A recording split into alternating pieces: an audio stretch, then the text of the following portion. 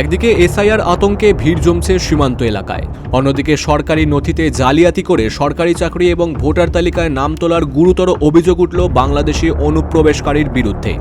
উত্তর চব্বিশ পরগনার হাকিমপুর সীমান্ত দিয়ে বাক্স প্যাটরা নিয়ে বাংলাদেশে পালানোর হিড়িক পড়েছে শত শত অনুপ্রবেশকারীর।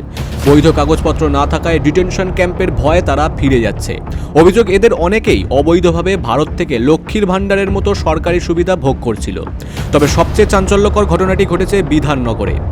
কিশোর রাজবংশী নামে এক ব্যক্তি বিধাননগর পুর নিগমের স্বাস্থ্য বিভাগের কর্মী হওয়া সত্ত্বেও তিনি এক মৃত ভারতীয় নাগরিক অর্থাৎ দীনেশ রাজবংশীকে নিজের বাবা সাজিয়ে ভোটার তালিকায় নাম তোলার চেষ্টা করেন।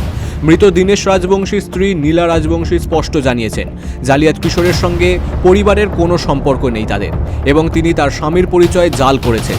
এই ঘটনা সীমান্ত সুরক্ষা ও সরকারি কর্মসংস্থানে অবৈধ অনুপ্রবেশের গভীর সমস্যার দিকেই আঙুল তুলেছে। কিশোর রাজবংশী নামে এক ব্যক্তি বিধাননগর পুর নিগমের স্বাস্থ্য বিভাগের কর্মী হওয়া সত্ত্বেও তিনি এক মৃত ভারতীয় নাগরিক অর্থাৎ দীনেশ রাজবংশীকে নিজের বাবা সাজিয়ে ভোটার তালিকায় নাম তোলার চেষ্টা করেন। মৃত দীনেশ রাজবংশীর স্ত্রী নীলা রাজবংশী স্পষ্ট জানিয়েছেন, জালিয়াত কিশোরের সঙ্গে পরিবারের কোনো সম্পর্ক নেই তাদের, এবং তিনি তার স্বামীর পরিচয় জাল করেছেন।